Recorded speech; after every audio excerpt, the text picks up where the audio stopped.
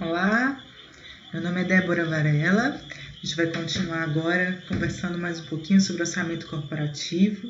E agora a gente vai abrir o vídeo 2, não é? E para isso eu trouxe para você um material para a gente acompanhar, né? A gente conversou já um pouquinho sobre orçamento corporativo na aula passada, no vídeo 1. Vou só voltar um pouquinho aqui com vocês. Pronto, a gente conversou, não é? Sobre administração financeira, que o objetivo principal da administração financeira é o aumento de riqueza dos sócios, né? E existem várias oportunidades aí em finanças que a gente viu. Depois a gente falou sobre as funções da administração financeira, que é realizar análise de planejamento financeiro, tomar decisões de investimento, tomar decisões de financiamento, né, que é diferente. Fazer investimento é diferente de fazer financiamento, lembra disso? Uma coisa é você investir e ter o rendimento do capital para você. Outra coisa é você financiar e pagar a remuneração do capital para outra pessoa, né? No caso, para um agente financeiro, por exemplo, certo? Então, é muito diferente. Uma você ganha dinheiro, a outra você entrega dinheiro, né? Vamos dizer assim. Então, é importante você ter essa noção, essa diferença entre investimento e financiamento, tá bom? Outra coisa que a gente viu foi sobre capital de giro, né? A ideia de ter um ativo circulante nas operações do dia a dia do teu negócio, né? Da tua empresa, certo? Como se fosse o caixinha mesmo, vamos dizer assim, não é só o caixa, né? Além do caixa tem os bancos, enfim, mas é o ativo que circula ali, né? Toda hora, todo dia na tua empresa, tá certo? A gente viu também sobre ciclo financeiro, giro de caixa, administração de caixa e títulos negociáveis, né? E aí, uma coisa legal que nós vimos, que a ideia de você manter, né, um saldo de caixa para títulos negociáveis, ou seja, ter dinheiro em caixa, tem 3 motivos aí, a gente viu na aula passada. O primeiro deles é o motivo da transação, o segundo é da precaução e o terceiro da especulação. Então, você tem que ter dinheiro em caixa no sentido de você poder fazer uma transação econômica, vamos dizer assim, tipo assim, você teve uma oportunidade no mercado e você tem o dinheiro disponível para fazer essa oportunidade gerar negócio para você, né? Vamos dizer assim, gerar renda para você, porque a gente vai, afinal de contas, né, pessoal, a gente vai atrás das oportunidades para que elas gerem renda para nós, para que nós ganhemos alguma coisa com isso. Ninguém faz alguma coisa, faz alguma ação já sabendo que vai perder com ela. Você vai fazer alguma ação sabendo que você tem a chance, né? Se arrisca, vamos dizer assim, naquela oportunidade, sabendo que você tem a chance de ganho. Você quer ganhar com aquela oportunidade, né?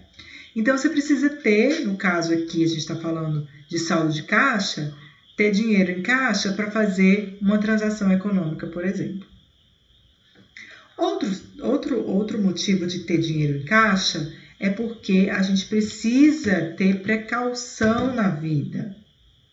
A gente precisa se resguardar, né?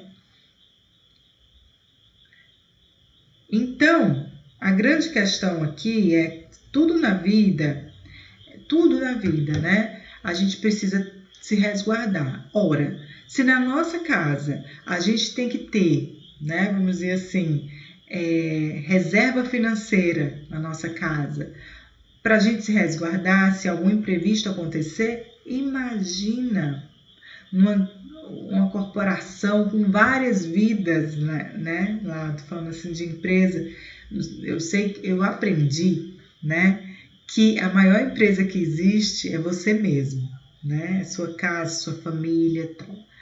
Mas, quando a gente trata assim, primeiro vou começar na minha casa a cuidar das minhas finanças, ter o controle financeiro das minhas finanças na minha família, dentro da minha casa, é essencial, porque tudo começa na nossa casa. Se a gente sabe desenvolver um planejamento financeiro na nossa casa, vai ser muito mais fácil ter noção de trabalhar finanças, recursos dentro da empresa, dentro da organização onde você trabalha. E o legal é que as pessoas que trabalham com você, incluindo seu chefe, né, vai perceber isso. Ele vai perceber que você cuida disso, né? Você é observado o tempo inteiro, né? Inclusive, eu já vi uma entrevista de uma pessoa dizendo que foi, né, uma pessoa foi para uma entrevista de trabalho e estava esperando, né, na antessala. E ela começou a ver que estava um pouco bagunçado ali, e ela começou a organizar, e ela começou a... Tinha um papel no chão, ela apanhou todo no lixo, né? E tudo isso, por incrível que pareça, era de propósito. Sabe o que aconteceu?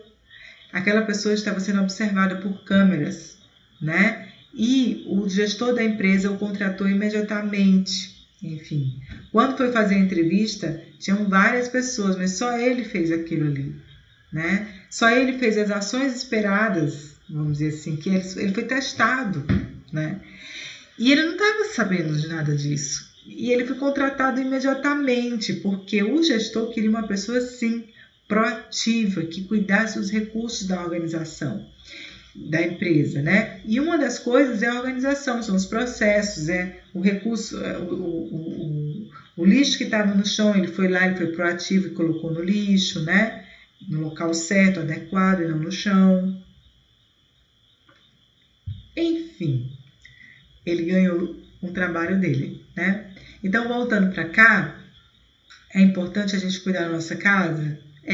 Porque isso vai para fora, né? E a família, quando você cuida da sua família, dos seus filhos e vamos dizer assim, educa seus filhos no sentido de eles saberem o que fazer e o que não fazer, né? O que não pode fazer, saber as limitações, saber limite, né? Até onde ele pode ir, vai ser muito bom, até mesmo para tratamento com outras pessoas, até onde ele vai, até onde ele vai poder falar, né?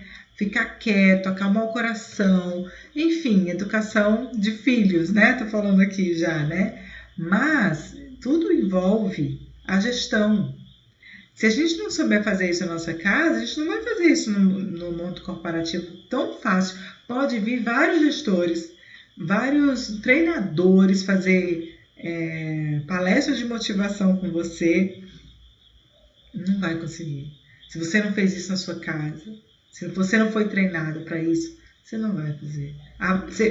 Você aprende hoje, amanhã você faz diferente, né?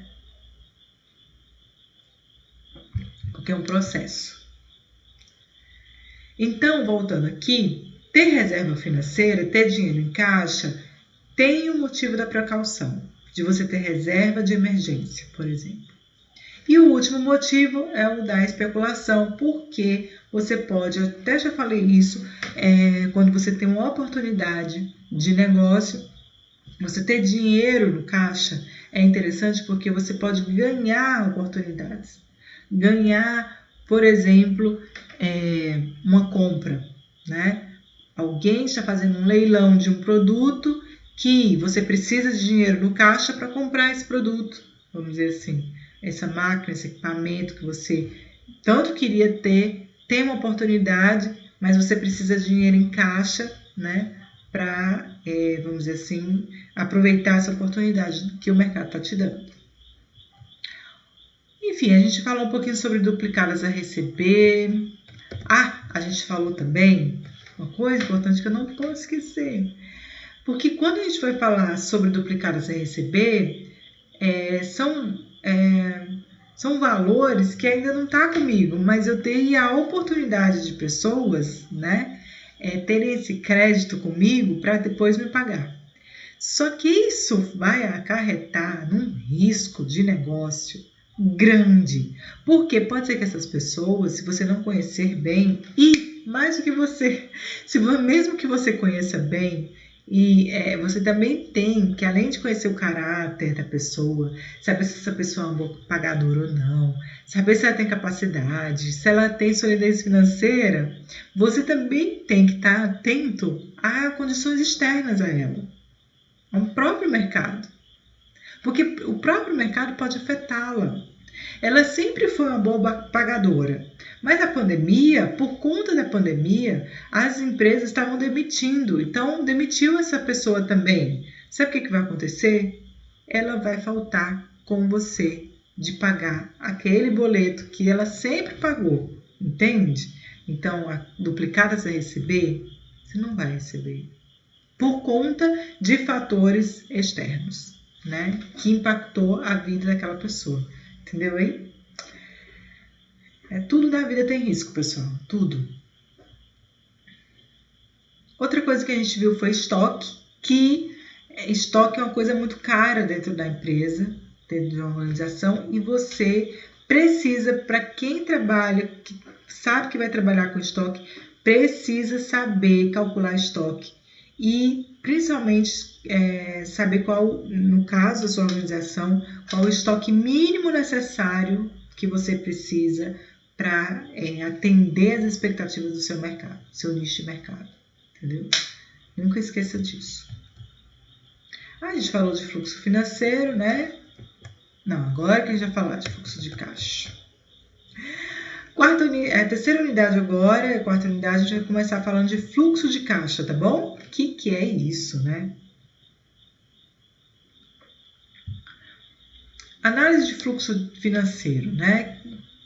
O que acontece?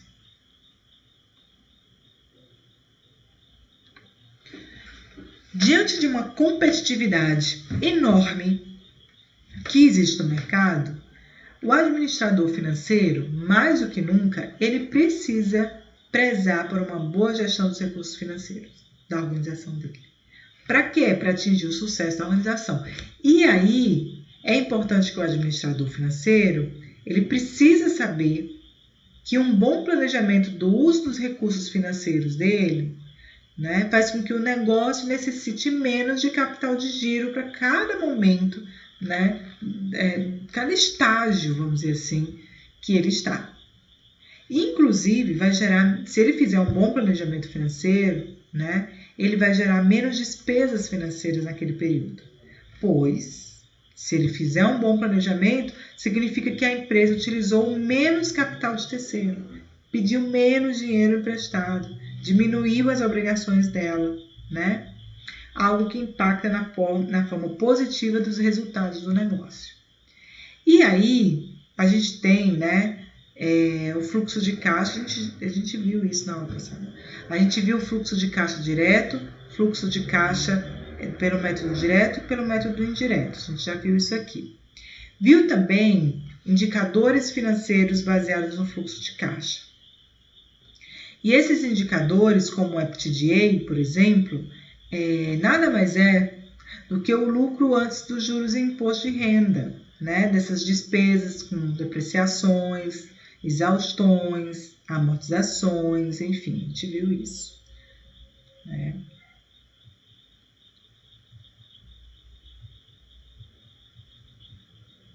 Pronto. Isso mesmo. A gente também viu alavancagem, né? A ideia da alavanca, ponto de equilíbrio, deixa eu correr, né? Porque senão a gente fica só na aula, no vídeo 1, revisando o vídeo 1. Ponto de equilíbrio, né? Alavancagem operacional, financeira. E agora a gente vai falar um pouquinho sobre a administração de ativos fixos e investimento de capital. O que é isso? Administrar ativos fixos e de investimento. Primeira coisa, quando os empreendedores, quando os gestores, eles resolvem fazer grandes investimentos, né, de longo prazo, vultuosos investimentos de longo prazo, pessoal, isso leva com que eles tenham a necessidade de elaborar projetos, porque senão vai dar errado.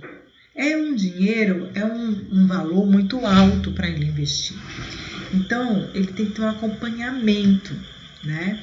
Então, ele precisa fazer um dimensionamento desse fluxo de caixa, tá bom? E selecionar as propostas mais vantajosas por meio de técnicas que a gente usa para a escolha de projetos. Então, veja, quando um gestor vai fazer um investimento, ele só vai fazer aquele investimento se tiver um projeto atrelado a isso. E aí você fala assim, por que tem que ter um projeto atrelado a isso, né? Por que você vai falar de projeto aí? Porque no projeto, primeiro, você precisa ter organizado aí um tripé de sustentação do projeto, que é escopo, tempo e custo. E você vai ter que ter dentro desse custo um orçamento com reservas de risco, que é a reserva de contingência, né? Considerando isso, além disso, você tem que ter opções de investimento para além desse projeto. E aí você vai ter que fazer suas escolhas, né? Você vai ter que saber escolher qual que é o melhor projeto, né? Ou qual que é o melhor investimento. E para isso existem algumas técnicas que vão te ajudar a escolher, como por exemplo, o payback. Payback é uma metodologia, vamos dizer assim, de apuração, né, do resultado daquele projeto, tá? Só que ele é dado pelo tempo, ou seja, quanto tempo eu vou ter de retorno desse investimento? É dado pelo payback. O payback, ou o tempo de retorno, consiste na apuração do tempo necessário para que o somatório dos benefícios de caixa se iguale ao somatório das despesas, dos dispêndios de caixa.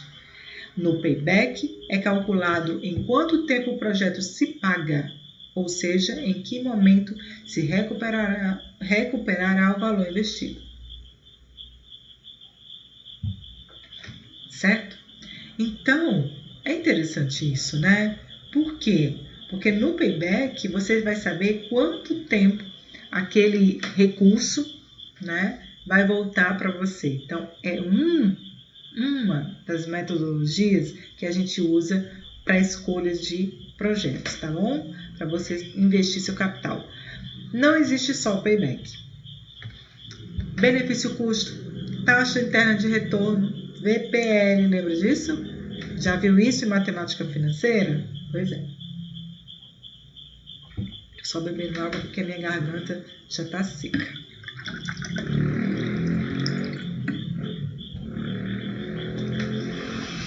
Desculpe. Sempre tem zoada, né, por aqui. Mas vamos lá.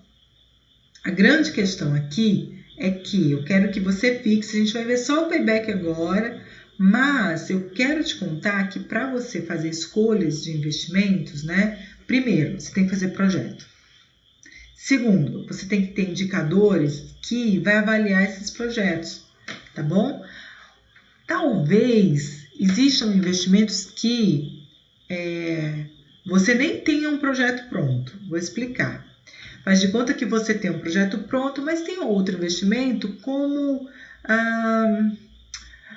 sei lá, um título do Tesouro, por exemplo, que está super, é difícil, mas é possível, está super atrativo o retorno deste investimento, e aí quando você compara com o projeto que você tem, você vai perguntar assim, peraí, em quanto tempo eu vou recuperar o meu investimento?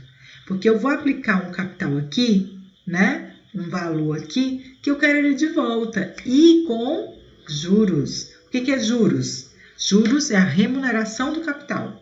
Então, se eu estou investindo alguma coisa, eu quero a remuneração sobre esse investimento, é lógico.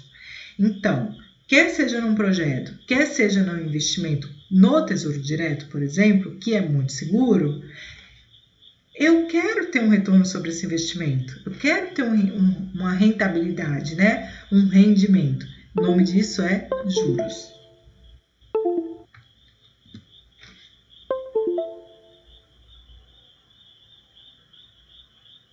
Tá. Deixa eu só ver se está gravando. Está gravando. Custa nada olhar, né? Vamos voltar aqui. Certo? Então, Eu olho o payback como uma metodologia de avaliação de investimento, de análise de investimento, para saber se aquele investimento vale a pena fazer, em quanto tempo, né? Em quanto tempo eu vou ter o retorno desse investimento, tá? Se chama payback. Outra coisa importante, trabalhar na administração de ativos é trabalhar com intermediários financeiros, né? Mercado financeiro. Então, eu preciso te contar sobre uma coisa chamada Sistema Financeiro Nacional. O que é o Sistema Financeiro Nacional? É um conjunto de instituições, no caso do Brasil, não só no Brasil, cada país vai ter o seu sistema financeiro, né? Mas ele é formado por um conjunto de instituições que vai ter uma finalidade, o objetivo dela é intermediar o fluxo dos recursos, né? Quer seja dos poupadores, quer seja dos investidores, dos tomadores de recursos, aqueles que emprestam recurso, enfim. Ou seja, o que é um sistema? Sistema é quando existem várias partes que estão interligadas, né, entre si, estão ligadas entre si para atingir um propósito único. Então, o Sistema Financeiro Nacional, ele é um sistema porque tem várias partes, né? E a gente vai conhecer essas partes agora. Vamos conhecer? Olha só, eu vou ter uma divisão em 3 partes aqui, né? Em, vamos dizer assim, instituições, órgãos que são chamados órgãos normativos. Esses órgãos normativos, como o próprio nome diz, vai estabelecer normas no Sistema Financeiro Nacional. Não existe só um quem vai estabelecer, existem pelo menos 3, né? Um órgão normativo para moeda, crédito, capital e câmbio, um órgão normativo para seguros privados e um órgão normativo para previdência fechada. Previdência. A grande questão é, eu tenho órgãos normativos. Para quê? Por quê? Né? Ele existe para estabelecer normas. Para quê? Para que alguém execute. Quem que vai executar? Né? Os órgãos, vamos dizer assim, operadores ou executores, que está na base desse gráfico aí. Quem são esses órgãos operadores? Os bancos, as administradoras de consórcio, né? As bolsas de valores, tá? Vamos olhar aqui nessa primeira coluna, ó, bancos, cooperativa de crédito, instituições de pagamento, administradoras de consórcios, corretores e distribuidores e demais instituições não bancárias. Ou seja, todas essas são cuidadas, normatizadas pelo Conselho Monetário Nacional. Mas é ele que normatiza. Mas existe um órgão que fiscaliza ou supervisiona, que é o Banco Central. O Banco Central, ele supervisiona, uma das funções do Banco Central é supervisionar os bancos. O Conselho Monetário Nacional, ele coloca as regras do que os bancos devem fazer. Já o Banco Central, ele checa, ele fiscaliza se os bancos estão fazendo conforme o Conselho Monetário Nacional estabeleceu nas suas normativas. Entendeu? É legal isso, né? Já a Comissão de Valores Mobiliários vai fiscalizar a Bolsa de Valores e a Bolsa de Mercadorias e Futuros, tá bom? E aí vai. Tem também os órgãos normativos para seguros privados, que é o Conselho Nacional de Seguros Privados. Ele vai normatizar as seguradoras, né, as entidades abertas de previdência, as sociedades de capitalização. E quem vai, vamos dizer assim, supervisionar isso é a Superintendente de Seguros Privados, que é a SUSEP. Já a Previdência Fechada é normatizada pelo Conselho Nacional de Previdência Complementar, CNPC. E ela faz as normas para que as entidades fechadas de previdência complementar, ou seja, os fundos de pensão, atuem, e quem fiscaliza é a Previc, Superintendência Nacional de Previdência Complementar. Entendeu? Então é interessante isso, né? A gente estudou aqui, observou, entendeu todo o sistema financeiro nacional, que é este aqui.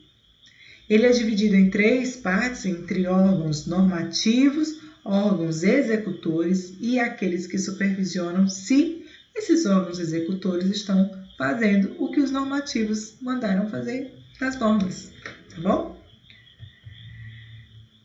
Outra coisa importante para a gente estudar, a gente está estudando aqui intermediários do mercado financeiro, então fica aí para você essa ideia do sistema financeiro nacional. E agora eu vou trazer para você uma outra particularidade sobre ativos, que é o arrendamento mercantil, especificamente o leasing. O que é um leasing? Leasing é uma modalidade que é a mais utilizada no nosso país, onde o arrendador será sempre uma empresa ligada ao sistema financeiro. E ele vai envolver pelo menos 3 sujeitos, um tripé aqui, que ela consta da cláusula de escolha tríplice por parte do locatário. Então, eu vou ter aí um locatário, uma instituição financeira, né? E alguém que vai estar aí, que tem o controle da propriedade. Então, quando envolve pelo menos aí esses 3 sujeitos, existe uma situação, né, nessa operação de uma instituição financeira que vai adquirir um bem imóvel, por exemplo, como um carro, né, ou um imóvel, e ela vai ceder para uso para outra pessoa, mas a propriedade é dela. Por exemplo, se você fizer, né, um leasing de um carro, você está pagando para a financeira, mas a propriedade ainda não é tua, a propriedade é dela. O contrato ele é firmado por tempo determinado, cuja contraprestação é feita em pagamentos periódicos ao arrendatário, né? Então, é possível, a qualquer momento, você executar o leasing, ou seja, você dizer, olha, eu não quero mais, né? Ou então ir até o fim. E ainda, o interessante do leasing é que você pode ter aquele bem para você no final, quando você termina, né, de pagar todas as prestações, digamos assim.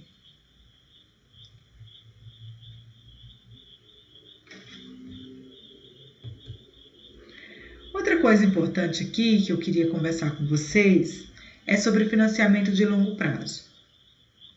Eu falei para vocês, né, de financiamento, mas eu queria trazer para você aqui essa diferença de financiamento de curto prazo e financiamento de longo prazo. No financiamento de curto prazo, a gente vai ter várias características aí, de um para o outro, tá? Mas vamos lá, vamos fazer as diferenças aqui.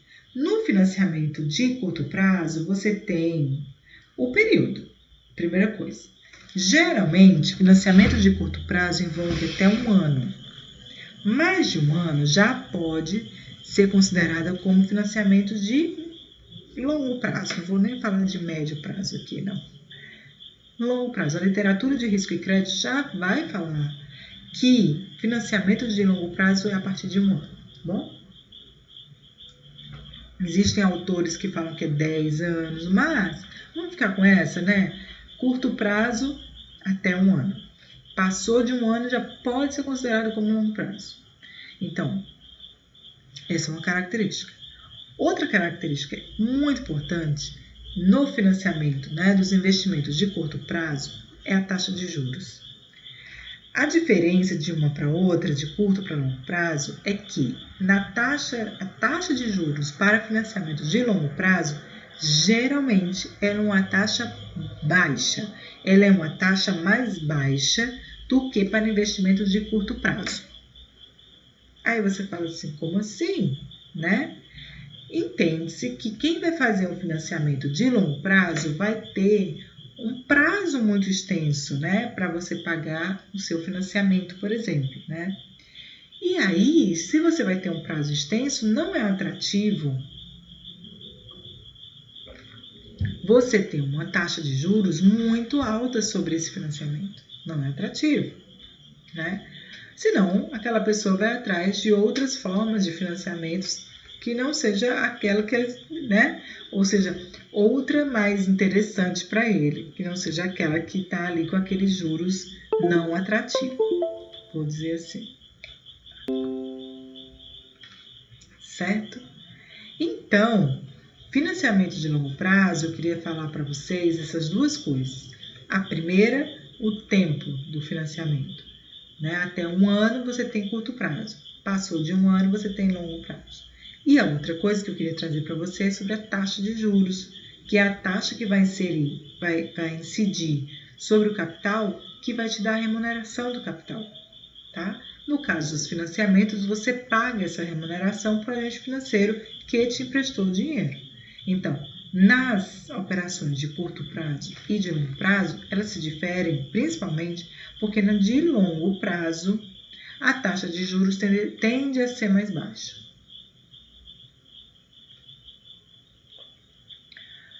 Tá certo? Por conta do período que você vai estar pagando, né, vamos dizer assim, o seu financiamento. Outra coisa importante para administrar ativos é conhecer sobre ações. Né? O que é uma ação? É uma parte de uma empresa. Né? As empresas de sociedade de capital aberto, elas abrem suas empresas, ela lança o capital da sua empresa, capital social, o capital da sua empresa, né? Para as outras pessoas, para captar recurso via Bolsa Brasileira, né? Bolsa Brasil, Bolsa Balcão, B3. E existem 2 tipos de ações, as ações ordinárias e as ações preferenciais. O que são as ações ordinárias? Elas proporcionam a participação dos resultados da empresa e conferem ao acionista o direito a voto em Assembleia Geral. Já as preferenciais, aí as ordinárias é a que dão ordem, né? Eles têm direito. Nas preferenciais, elas garantem ao acionista a prioridade no recebimento dos dividendos e no reembolso do capital, no caso de dissolução da sociedade. Pode destituir os diretores em caso de 3 anos de prejuízo consecutivo, né? Se deu prejuízo em 3 anos consecutivos, destitui os diretores, tá bom? Quando a empresa vai, vamos dizer assim, subscrever seu capital, né? Vou dizer assim, quando ela vai abrir o seu capital para a sociedade, ela já vai dizer se as ações dela são ordinárias ou preferenciais, tá bom? Quando você tiver um tempinho, abre lá no Google mesmo, coloca lá o valor, ações, aí coloca o nome da empresa, de capital aberto, ações da Magalu. Aí vai ter no finalzinho dela o nome, o símbolo dela, MGLU, aí vai ter ON ou então vai ter PN, né? Preferenciais. Então, quando ela for ON, lá é as ordinárias. E as preferenciais é um P1. Ixi, agora eu esqueci. Preferenciais é o quê? PN, né? Então, é interessante. Deixa eu só abrir aqui. Só para tirar essa dúvida aqui. Então, você vai ter esses 2 tipos de ações. As ordinárias e as preferenciais. Ações ordinárias, a gente já sabe. As preferenciais... Preferenciais ordinárias. PN. Falei certo. Então, as ordinárias ON e as preferenciais PN. Falei certo. Mas não custava nada a gente checar, né? Tá bom? Vamos falar um pouquinho agora, a gente já está entrando na unidade 4, já finalizando a nossa matéria.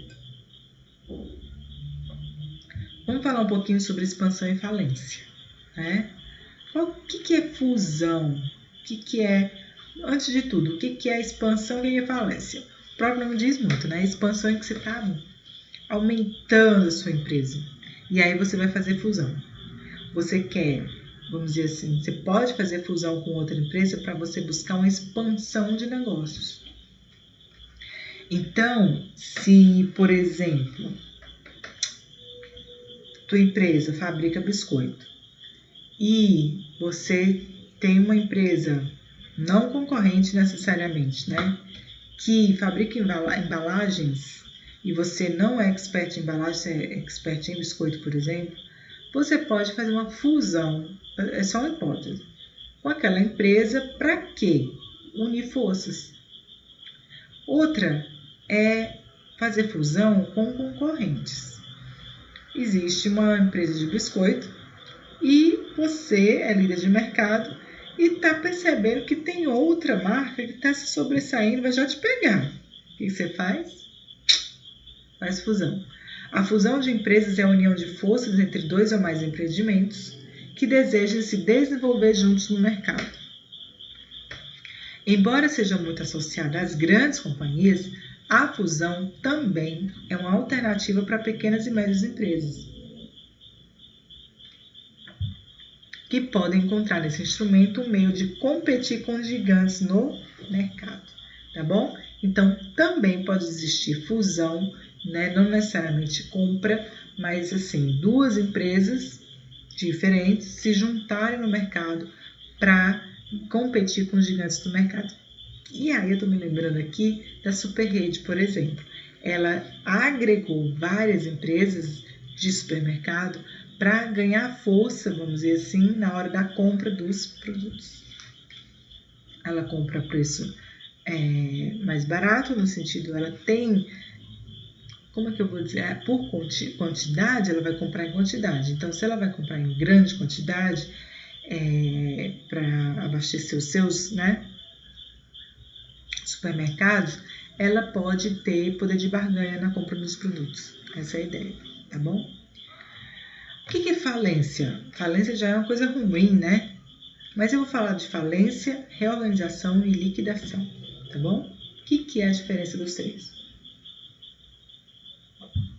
Na falência, o que é falência? É o termo, deixa eu encher de água aqui, é o termo geralmente utilizado para se referir a situações pelas quais uma empresa foi liquidada, com perdas para os credores.